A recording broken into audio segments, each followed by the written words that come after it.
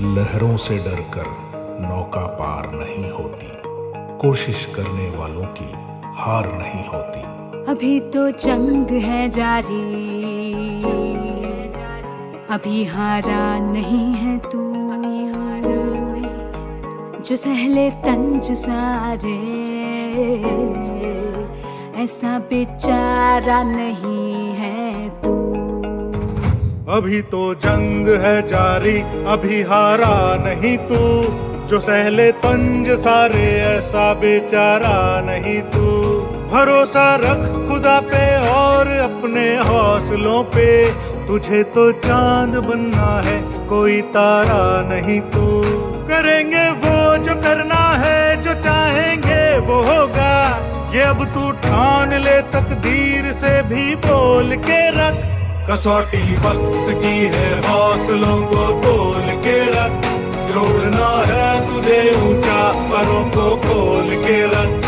कसौटी वक्त की है हौसलों।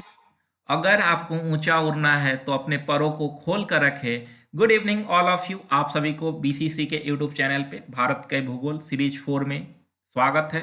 आज हम लोग ज्योग्राफी के काफ़ी महत्वपूर्ण सीरीज देखेंगे। अभी तक इससे पहले भारत के भूगोल से रिलेटेड 3 सीरीज गया है। अगर आप सभी उसे नहीं देखें तो एक बार उसे जरूर देखें, ताकि आपका पूरा भारत का भूगोल क्लियर होते चले, और सीरीज से आप देखेंगे तो आपका पूरा भूगोल बेहतर होगा।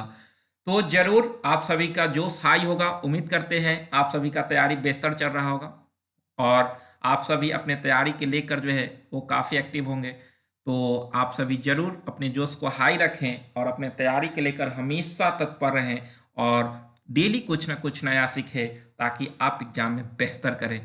तो आज हम लोग काफ़ी इंपॉर्टेंट देखेंगे हिमालय से रिलेटेड क्वेश्चन। इससे पहले 3 काफ़ी महत्वपूर्ण सीरीज गया है। आप सभी अगर नहीं देखें तो पहले जाकर देखें, तभी जाकर आपका तैयारी बेहतर होगा। आपको इस चैनल पे प्लेलिस्ट में वर्ल्ड ज्योग्राफी से कुल 40 वीडियो मिलेंगे। आप सभी जाकर उसे रिकॉल करें। उसके अलावा 28 वीडियो आपके लिए पॉलिटी का यहाँ पे है। आप सभी उसे देखकर अपने पॉलिटी को भी रिकॉल कर सकते हैं। और इस तरह से अगर करते हैं और स्पेशल होली टेस्ट सीरीज में भाग लेते हैं, देखिए आपका तैयारी बहुत बेहतर हो जाएगा। तो आप सभी जरूर ऑब्जेक्टिव में टेस्ट लगाएं और आप बेहतर करें। उम्मीद करते हैं कि आप सभी जरूर समझे होंगे और आप सभी फॉलो करेंगे। अपने जोश को हाई रखें और लहरों से कभी डरना नहीं है, क्योंकि लहरों से तो नौका रुकती नहीं है। तो उसी तरह से आपको मेहनत करना होगा और मेहनत करके आगे निकलना है।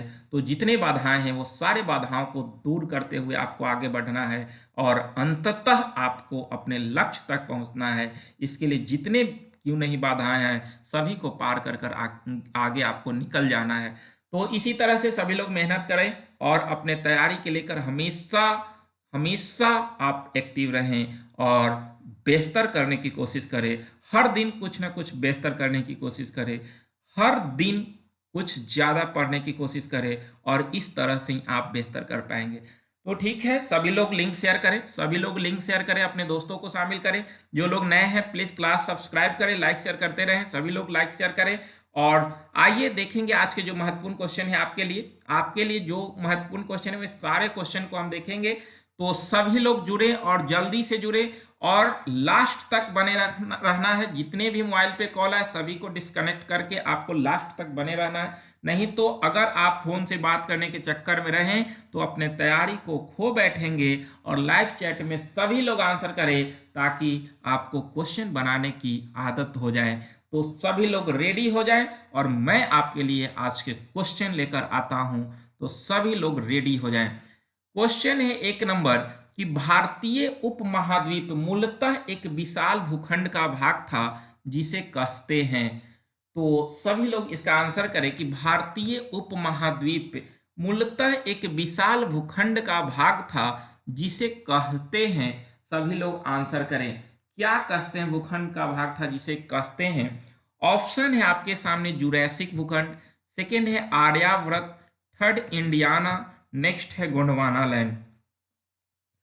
तो सभी लोग इसका आंसर करें कि भारतीय उपमहाद्वीप मूलतः एक विशाल भूखंड का भाग था जिसे कहते हैं।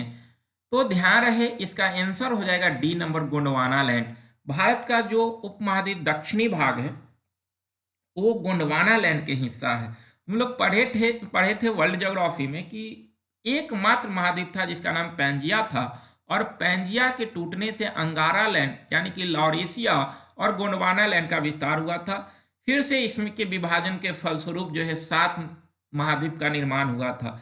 तो भारत के जो दक्षिणी भाग है यानी कि जो प्रायद्वीपीय भारत है वो गोंडवाना लैंड का हिस्सा है जो कि भारतीय उपमहाद्वीप है। तो इस तरह से ध्यान रखेंगे कि भारतीय उपमहाद्वीप मूलतः एक विशाल भूखंड का भाग था जिसे कहते हैं गोंडवाना लैंड।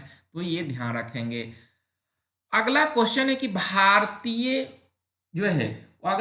भारत कितने प्राकृतिक प्रदेशों में विभाजित है।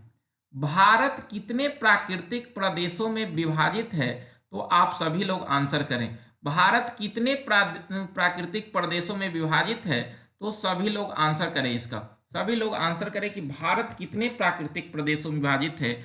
ऑप्शन है 4, 5, 6, इनमें से कोई नहीं। तो सभी लोग आंसर करें। सभी लोग आंसर करें कि भारत कितने प्राकृतिक प्रदेशों में विभाजित है। काफी इंपॉर्टेंट क्वेश्चन है आपके लिए काफी इंपॉर्टेंट क्वेश्चन है। आप सभी इसका आंसर करें कि भारत कितने प्राकृतिक प्रदेशों में विभाजित है। तो ध्यान रहे इसका आंसर हो जाएगा 4, यानी कि 4 प्राकृतिक प्रदेशों में विभाजित है। लेकिन अगर हम बात करते हैं, ध्यान रखें कि जो है ये तो कह रहा है कि कितने प्राकृतिक प्रदेशों में विभाजित है, तो आप कहें कि भारत जो है वो 4 प्राकृतिक प्रदेशों में विभाजित है। लेकिन अगर इसी को द्वीपों के साथ करते हैं तो द्वीप समूह के साथ कुल 5 प्राकृतिक प्रदेशों में विभाजित है। अगर हम 4 की बात करते हैं तो सबसे उत्तर में पर्वतीय प्रदेश हो जाएगा। सबसे उत्तर में पर्वतीय प्रदेश यानी कि 1 नंबर। सेकेंड में उत्तर भारत के विशाल मैदान आ जाएगा। तीसरा में आपका प्रायद्वीपीय भारत की पठार आएगा, और चौथा में आपका समुद्र तटीय प्रदेश आ जाएंगे। तो इस तरह से 4 वर्गों में विभाजित किया गया है प्राकृतिक प्रदेशों को। लेकिन अगर द्वीप को शामिल कर दिया जाए तो भारत को जो है वो 5 प्राकृतिक प्रदेशों में बांटा जाएगा। तो ध्यान रखें कि अगर द्वीपों की साथ देगा तो 5, और अगर भारत की बात करें तो भारत कितने प्राकृतिक प्रदेशों में विभाजित है, तो 4 हो जाएंगे। लेकिन अगर क्वेश्चन में द्वीप समूह सहित दे तो फिर 5 हो जाएगा। इस तरह से आपको ध्यान रखना है। अगला क्वेश्चन है 3 नंबर कि उत्तराखंड के किस भाग में पाताल तोड़ कुएं पाए जाते हैं। उत्तराखंड के किस भाग में, आप सभी को आंसर करना है कि उत्तराखंड के किस भाग में पाताल तोड़ कुएं पाए जाते हैं। ऑप्शन है 1 नंबर भांभर, नेक्स्ट है तराई, थर्ड है शिवालिक पहाड़ी, और उपयुक्त में से कोई नहीं। सभी लोग आंसर करें। सभी लोग आंसर करें कि उत्तराखंड के किस भाग में पाताल तोड़ कुएं पाए जाते हैं, जो कि काफी महत्वपूर्ण है। तो ध्यान रहे इसका आंसर हो जाएगा बी नंबर तराई क्षेत्र में, यानी कि तराई में। अगर बात करते हैं कि पाताल तोड़, तो यह एक प्राकृतिक जल स्रोत होते हैं, प्राकृतिक कुएं, जो कि धरातल से स्वतः ऊपर प्रकट होते हैं, और सतह पर जब जल निकलता है तो जल स्रोत तथा पाताल तोड़ कूप में अंतर होता है। तो इस तरह से ये खुद जो है वो पाताल से पर जो है वो जल निकलता है, तो इसी को पाताल तोड़ कुएं कहा जाता है। तो मनुष्य को धरातलीय सतह पर पहले कुआं खोदना पड़ता है और बाद में जल स्वतः देखिएगा कि निकलने लगता है। तो पाताल तोड़ कुएं भारत में तराई क्षेत्र में पाए जाते हैं। तो ध्यान रखेंगे कि उत्तराखंड के किस भाग में पाताल तोड़ कुएं पाए जाते हैं, तो ये तराई क्षेत्र में पाए जाते हैं। ये आप डिटेल्स अगर ज्योग्राफी पढ़ेंगे तो उसमें आपको जो है डिटेल से समझाया जाएगा। तो इतना अभी तत्काल आप ध्यान रखेंगे। अगला क्वेश्चन है कि केरल के कट्टानाड प्रसिद्ध है या कट्टानाडु प्रसिद्ध है। आप सभी लोग को आंसर करना है। केरल का जो है वो कट्टानाडु प्रसिद्ध है किसके लिए, तो सभी लोग आंसर करें। आप सभी लोग आंसर करें कि किसके लिए प्रसिद्ध है। ऑप्शन है आपके पास 1 नंबर मीठे पानी के झील के लिए, सेकेंड है भारत के न्यूनतम ऊंचाई वाले क्षेत्र के लिए, थर्ड है एक प्रवाल द्वीप के लिए, और नेक्स्ट है भारत के सबसे पश्चिम में स्थित बिंदु के लिए। तो सभी लोग आंसर करें कि केरल का कट्टानाड प्रसिद्ध है किसके लिए, जो कि काफी इंपॉर्टेंट क्वेश्चन है। तो ध्यान रहे यह जो है इसका आंसर हो जाएगा बी नंबर। भारत का न्यूनतम ऊंचाई वाला क्षेत्र जो है वो केरल का कुट्टानाड या कुट्टानाडु है। तो ये ध्यान रखना है आपको। कि समुद्र तल से सबसे नीचे इसका जो है न्यूनतम ऊंचाई वाला क्षेत्र जो है यही है, तो आपको ध्यान रखना है। अगला क्वेश्चन है, कुछ क्वेश्चन देखिएगा, अगर आपको नया मिले तो ध्यान रखना है कि आपको इस क्वेश्चन को नोट करना है ताकि आपसे जो नेक्स्ट बार इस टाइप के क्वेश्चन आए तो नहीं छूटे। तो इस तरह से आपको कोशिश करना है। निम्नलिखित में से कौन सा मरुस्थल है? निम्न में से कौन सा मरुस्थल है? सभी लोग आंसर करें। ऑप्शन है 1 नंबर सिंधु क्षेत्र, सेकंड है गंगा क्षेत्र, थर्ड है असम क्षेत्र और मध्य भारत क्षेत्र। तो निम्नलिखित में से कौन सा मरुस्थल है? सभी लोग आंसर करें। कौन सा मरुस्थल है? सभी लोग आंसर करें। काफी महत्वपूर्ण क्वेश्चन है। कौन सा मरुस्थल है? सभी लोग आंसर करें। तो ध्यान रहे, इसका आंसर हो जाएगा 1 नंबर सिंधु क्षेत्र। यानी कि कौन सा मरुस्थल है? तो सिंधु क्षेत्र होगा, क्योंकि विशाल मरुस्थलीय भाग जो है वो थार का मरुस्थल इसी के अंतर्गत आ जाता है। तो ध्यान रखें कि थार मरुस्थल जो है वो सिंधु क्षेत्र के अंतर्गत ही आते हैं। तो कौन सा मरुस्थल है? तो ध्यान रहे, सिंधु क्षेत्र आपका मरुस्थल है। तो इस तरह से कभी कभी ऑप्शन के आधार पर आपको क्वेश्चन को बनाना पड़ेगा।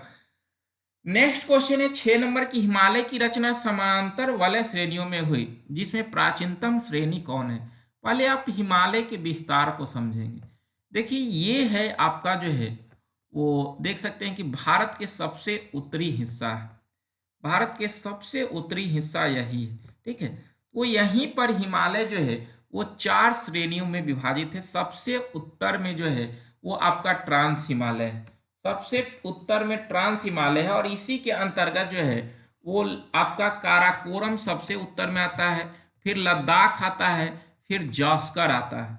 तो काराकोरम, लद्दाख और जास्कर आपका ट्रांस हिमालय के अंतर्गत आता है। उसके बाद फिर महान हिमालय श्रेणी है, फिर जो है वो आपका लघु हिमालय श्रेणी है, और उसके नीचे आपका जो है वो शिवालिक श्रेणी है। तो इस तरह से ये 3 श्रेणियां हैं। तो ध्यान रखेंगे कि ट्रांस के अंतर्गत आपका काराकोरम, लद्दाख और जास्कर है। ये काराकोरम का विस्तार जो है वो पश्चिम में है, और इसी का पूर्वी हिस्सा जो है वो कैलाश श्रेणी कहलाता है, जहां से आपका मानसरोवर झील आप सुने हैं। तो मानसरोवर झील यही है, और मानसरोवर झील से ही कुछ प्रमुख नदियां निकलती है जो कि हम लोग देखेंगे। तो इस तरह से ये ध्यान रखेंगे, हिमालय का विस्तार है। आप देख सकते हैं कि भारत का उत्तरी क्षेत्र जो है वो किस तरह से कैप के आकार के जो है वो कैप के जैसा ढके हुए भारत के उत्तरी सीमा को हिमालय है। तो इस तरह से आप इसको देख सकते हैं। अब क्वेश्चन आप बनाए, नेक्स्ट क्वेश्चन, कि हिमालय की रचना समांतर वलय श्रेणी में हुई, जिसमें प्राचीनतम श्रेणी कौन है? तो अब तो आप निकाल सकते हैं कि सबसे प्राचीनतम श्रेणी कौन है। ऑप्शन है शिवालिक श्रेणी, नेक्स्ट है निम्न हिमालय, नेक्स्ट है बृहद हिमालय, और उसके बाद है धौलाधार श्रेणी। तो सभी लोग इसका आंसर करें कि हिमालय की रचना समांतर वलय श्रेणियों से हुई है, जिसमें प्राचीनतम श्रेणी कौन है? सभी लोग आंसर करें। आप सभी लोग आंसर करें कि इसका आंसर क्या होगा।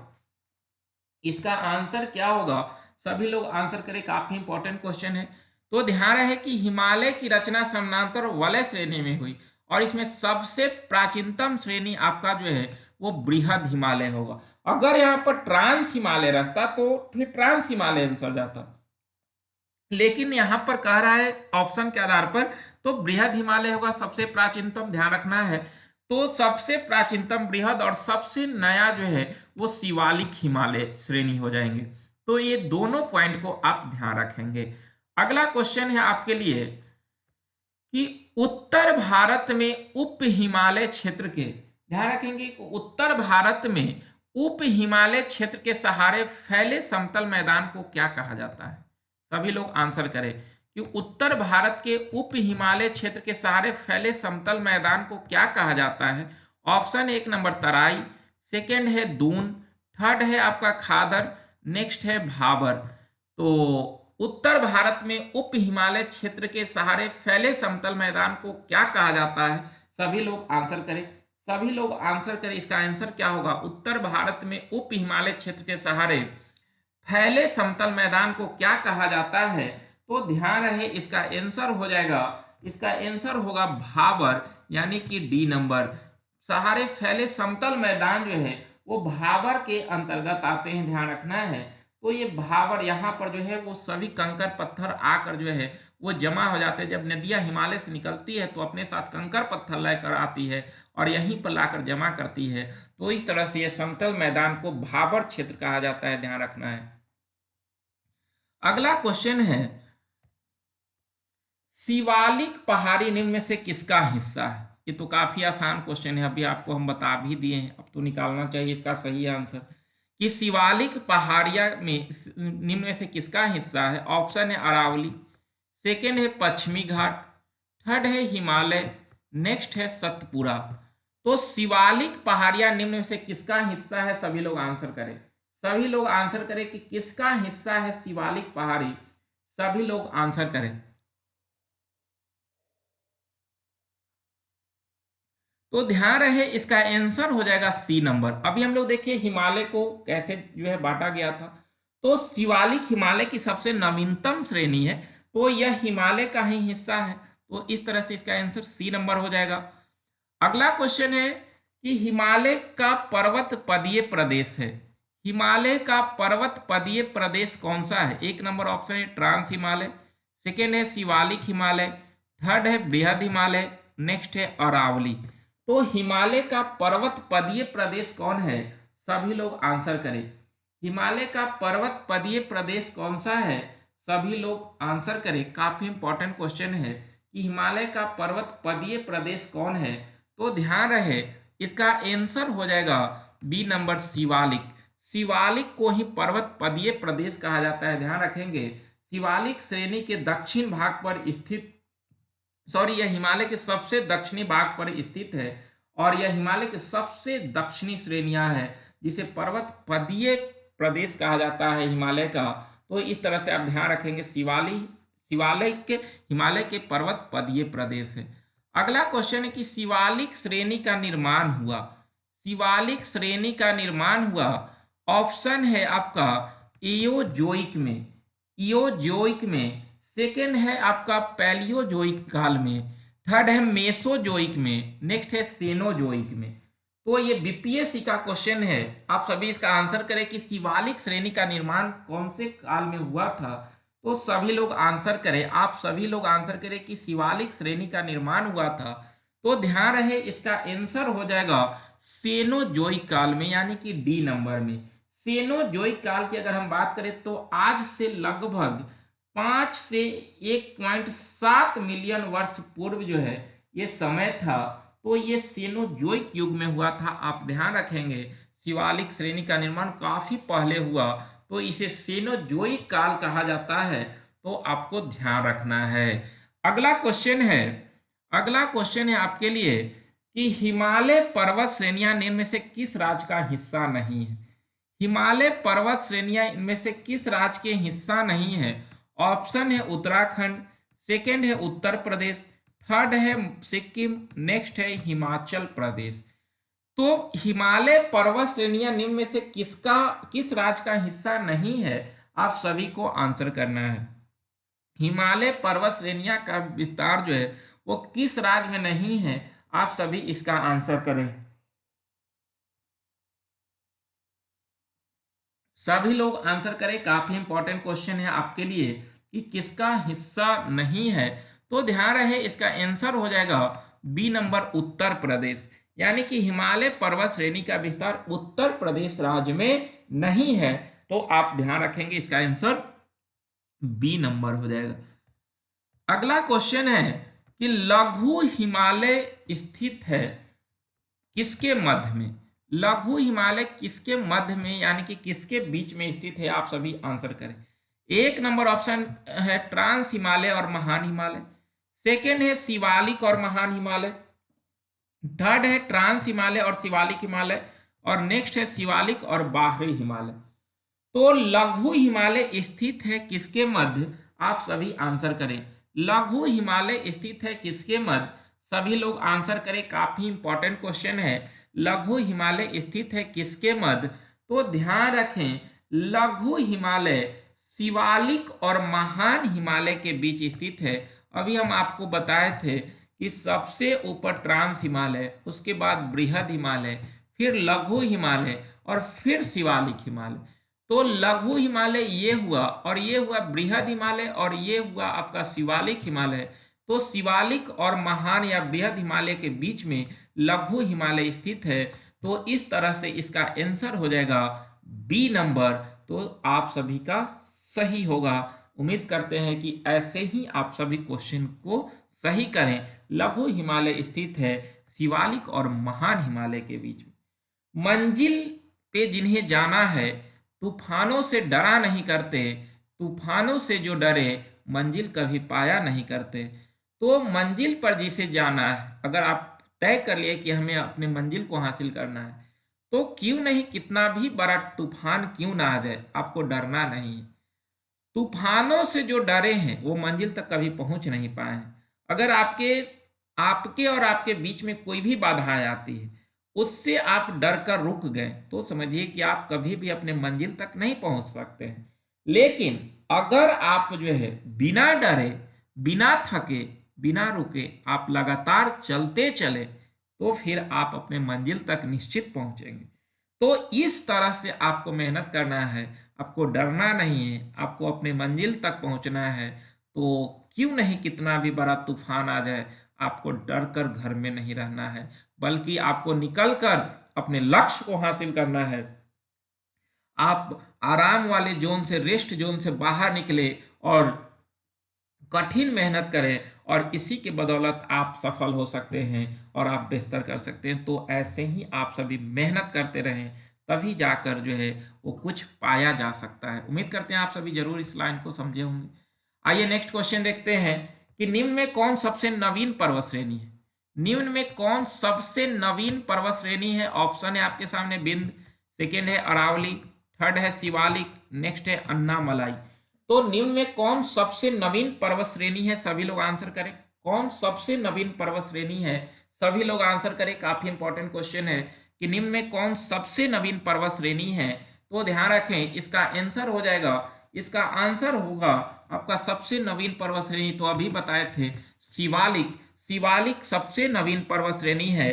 तो इस तरह से इसका आंसर सी नंबर होगा, यानी कि शिवालिक सबसे नवीन पर्वत श्रेणी है, ध्यान रखना है। अगला क्वेश्चन है कि निम्न में कौन सी चट्टान प्रणाली भारत में नवीनतम है। कौन सी चट्टान प्रणाली भारत में नवीनतम है? आप सभी लोग आंसर करें। सबसे नवीनतम कौन सा चट्टान है, प्रणाली है? ऑप्शन है विंध्यन, सेकेंड है कुरप्पा, नेक्स्ट है धारवाड़, नेक्स्ट है गोंडवाना। तो इनमें सबसे जो है वो प्राचीनतम कौन है? सभी लोग आंसर करें। सबसे प्राचीनतम कौन है? आप सभी लोग आंसर करें। काफी इंपॉर्टेंट क्वेश्चन है आपके लिए। तो ध्यान रखें आप लोग जो है वो कि सबसे प्राचीनतम चट्टान जो है वो कौन है। तो इसका आंसर हो जाएगा आपका गोंडवाना, यानी कि गोंडवाना चट्टान जो है वो सबसे प्राचीनतम चट्टान है, ध्यान रखना है। गोंडवाना चट्टान सबसे प्राचीनतम चट्टान है, ध्यान रखना है। और गोंडवाना क्रम की चट्टानें मुख्य रूप से 3 नदी घाटी में पाई जाती है। एक दामोदर नदी घाटी, सेकेंड महानदी घाटी, और तीसरा गोदावरी नदी घाटी। यानी कि दामोदर नदी घाटी, गोदावरी नदी घाटी और आपका महानदी घाटी, ये 3 नदी घाटियों में गोंडवाना क्रम की चट्टान पाई जाती है।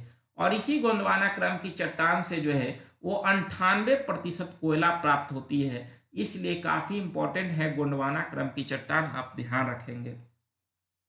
तो इस तरह से काफी महत्वपूर्ण है। विंध्यन चट्टान वही जो है वो भवन निर्माण सामग्री के लिए प्रसिद्ध होता है। विंध्यन चट्टान में ही आपका बलुआ पत्थर आ जाता है, चूना पत्थर आ जाता है। तो ये सब इसी के अंतर्गत आते हैं। वही आपका धारवाड़ क्रम की चट्टान जो है ये कर्नाटक में खास कर प्रसिद्ध है। धारवाड़ जिला भी वहां पर है। यह आर्थिक दृष्टि से काफी समृद्ध चट्टान है, क्योंकि सभी धातु जो है वो धारवाड़ क्रम की चट्टान में ही मिलती है। तो इसे आप ध्यान रखेंगे। और वही कुरप्पा क्रम की चट्टान का विस्तार जो है वो आंध्र प्रदेश राज्य में है। तो ये सब पॉइंट को आप ध्यान रखेंगे। जो कुछ भी हम बोलते हैं उसको ध्यान रखना है, क्योंकि हर शब्द एक क्वेश्चन बन जाएगा आपके एग्जाम में। इसलिए आप सभी को हर तरह से रेडी रहना है। अगला क्वेश्चन है आपके लिए कि निम्नलिखित समूहों में कौन सा पूर्व से पश्चिम की ओर पर्वत शिखरों का सही क्रम है। तो पूर्व से पश्चिम की ओर जो है आपको निकालना है। तो आप सभी लोग आंसर करें, सभी लोग आंसर करें।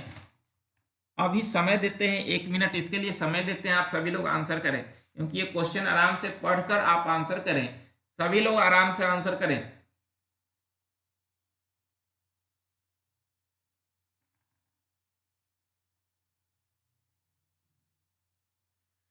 तो ध्यान रखें, इसका आंसर हो जाएगा, इसका आंसर होगा बी नंबर, यानी कि पूर्व से पश्चिम में बात करें तो सबसे पूर्व में कंचनजंगा है, जो कि आप इससे जो है निकाल सकते थे, सबसे पूर्व में कंचनजंगा है जो कि काफी महत्वपूर्ण है।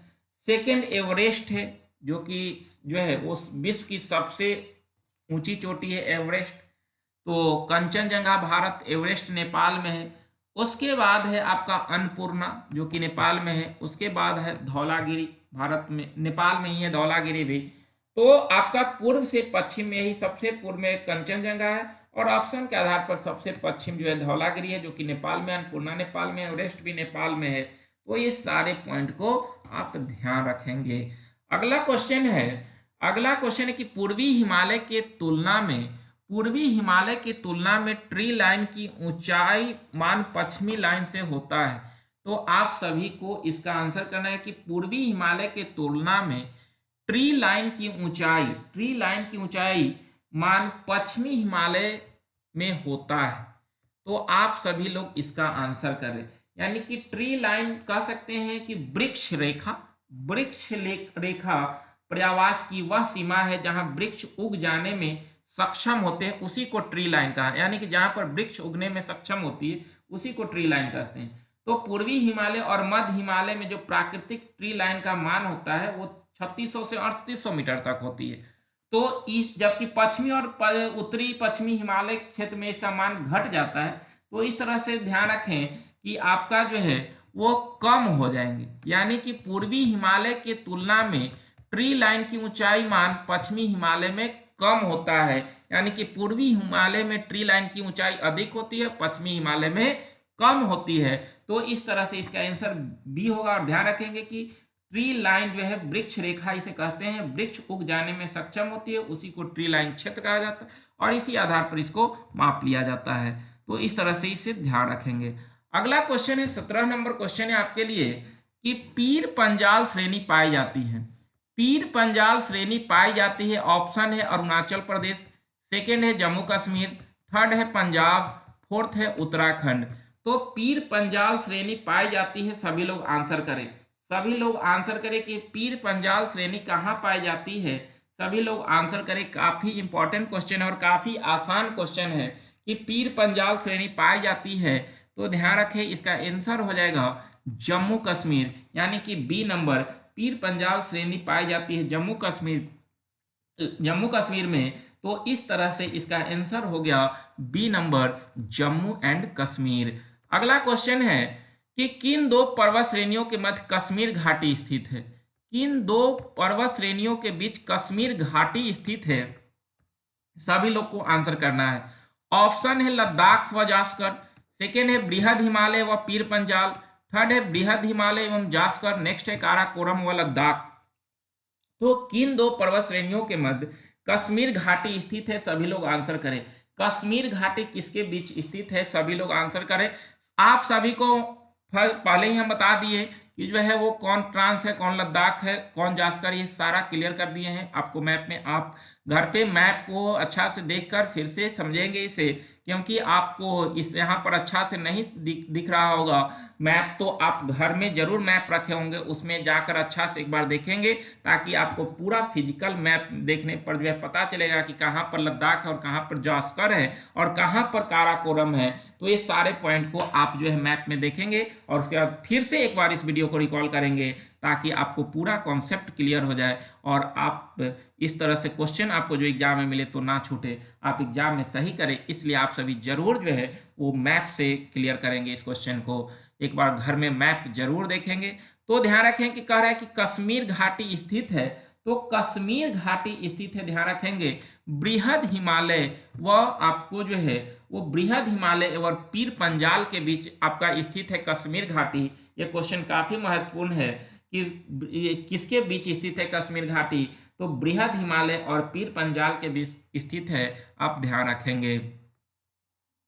अगला क्वेश्चन है कि निम्न में कौन अक्साई चीन का भाग है?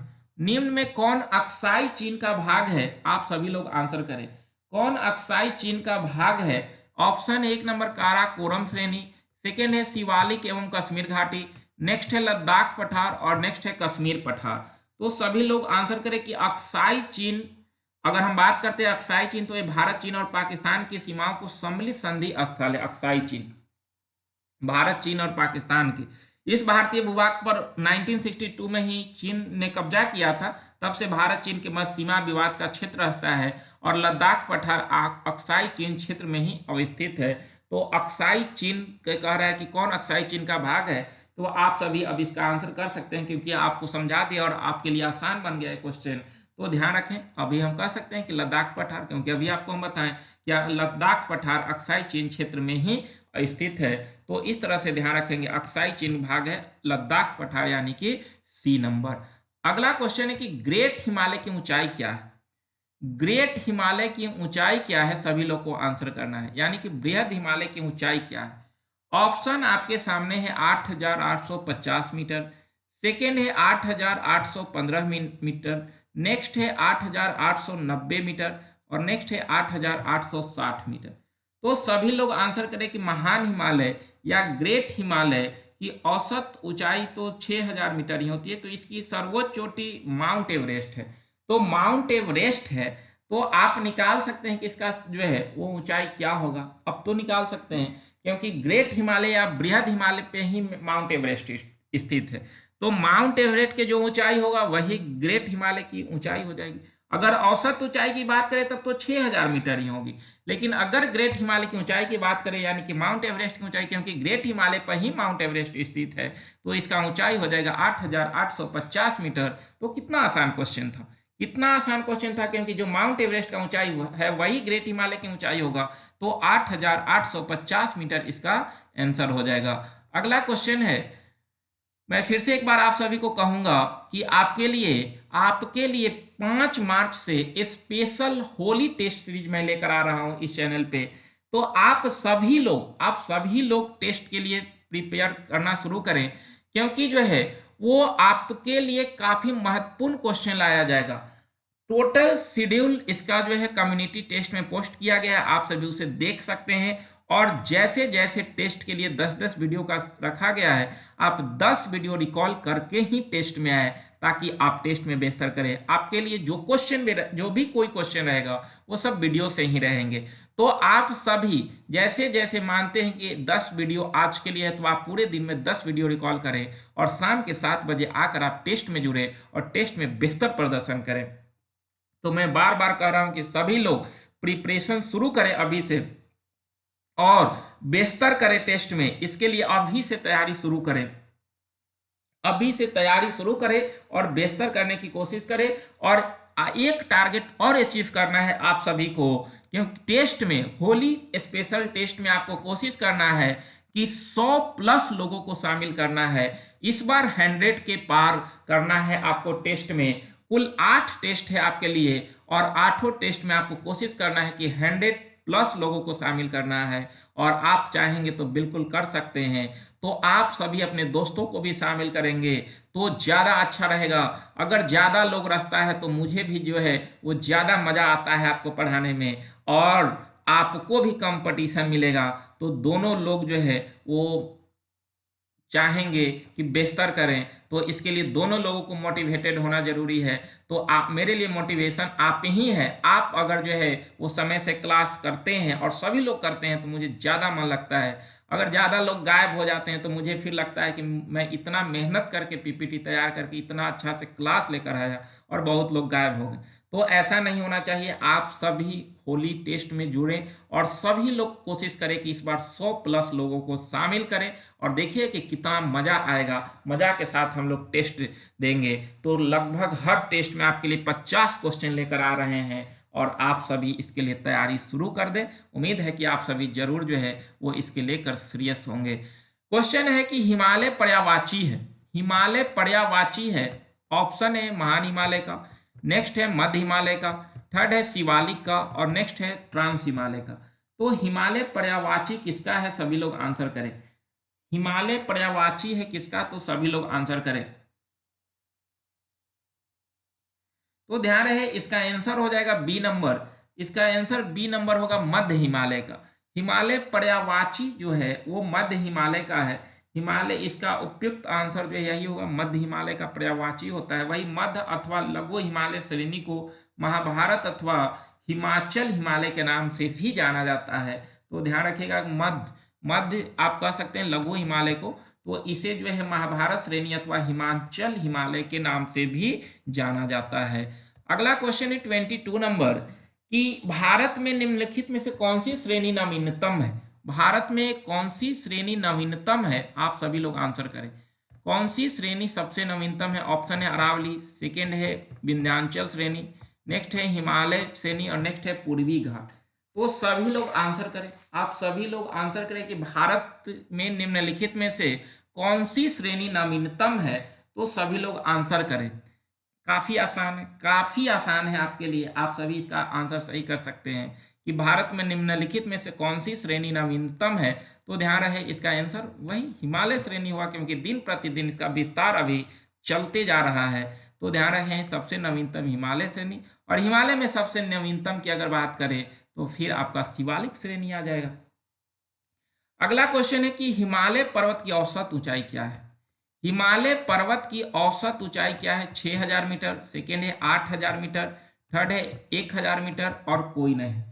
तो हिमालय पर्वत की औसत ऊंचाई क्या है, सभी लोग आंसर करें। आप सभी लोग आंसर करें कि हिमालय पर्वत की औसत ऊंचाई क्या है, सभी लोग आंसर करें। काफी इंपॉर्टेंट क्वेश्चन है आपके लिए। तो हिमालय पर्वत की औसत ऊंचाई क्या है, तो ध्यान रहे इसका आंसर हो जाएगा 1 नंबर 6000 मीटर।